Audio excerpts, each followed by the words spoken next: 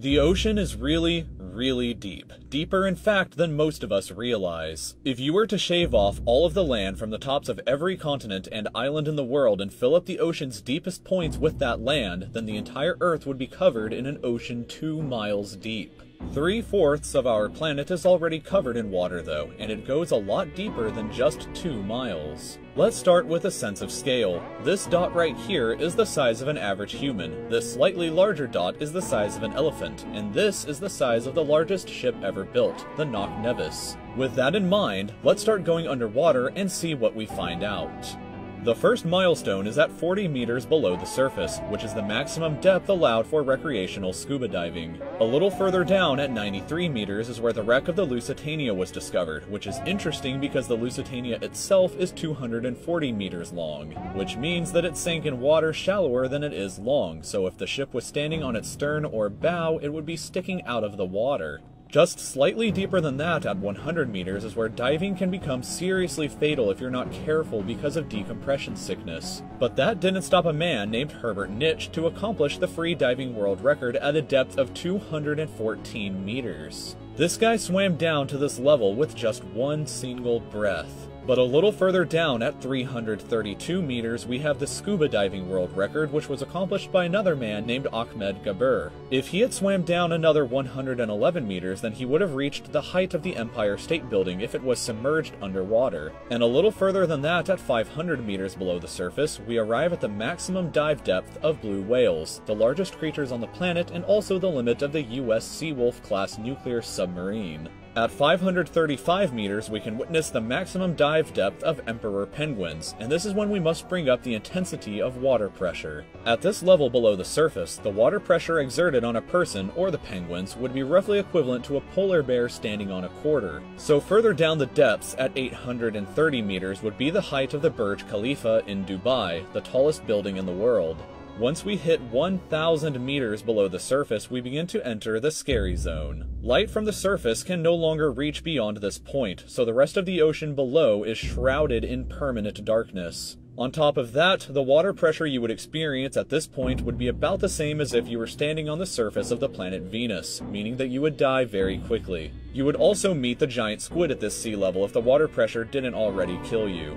At 1,280 meters, we reach the maximum depth dived to by the leatherback sea turtle, and further down at 1,828 meters, we would reach the deepest part of the Grand Canyon were it to be underwater with us.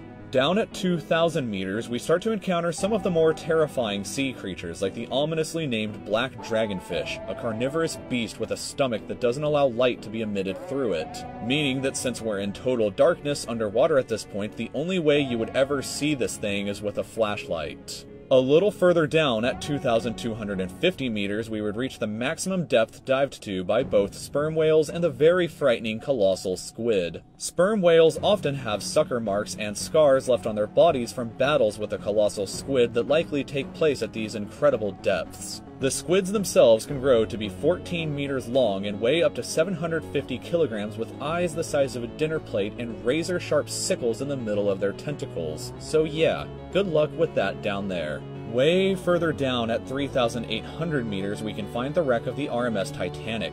And a bit past that, at 4,000 meters, we start to enter the abyssal zone of the ocean. Water pressure is at an astonishing 11,000 pounds per square inch down here, and there are numerous strange, almost alien-like creatures that inhabit these depths, such as the fangtooth, anglerfish, and viperfish.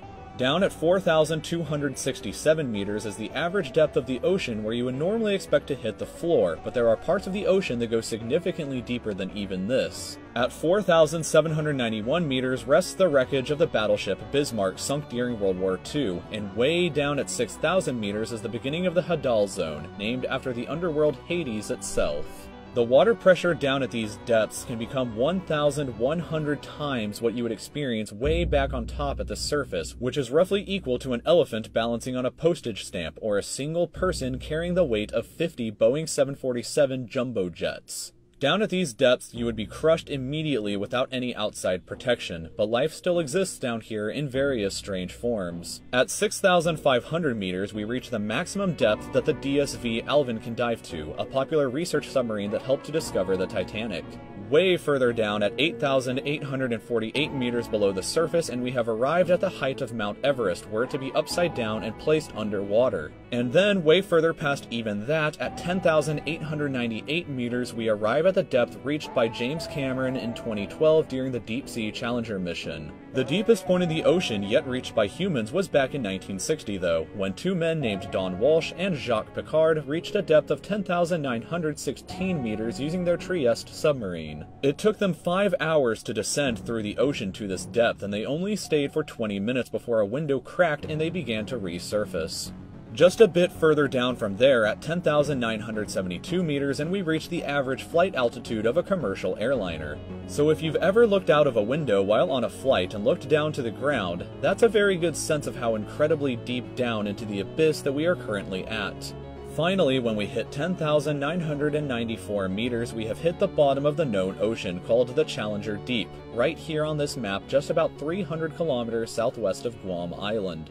However, it is believed that there are almost certainly even deeper parts of the ocean than this that just haven't been discovered yet. It wasn't until 1997, after all, that the Sirena Deep was discovered with a depth of 10,732 meters, making it the second deepest known point in the ocean. It is estimated that only about 5% of the ocean's floor has been accurately mapped, leaving the other 95% to be currently a mystery. It may be only a matter of time before an even deeper part of our ocean is found, and who knows what we may discover there.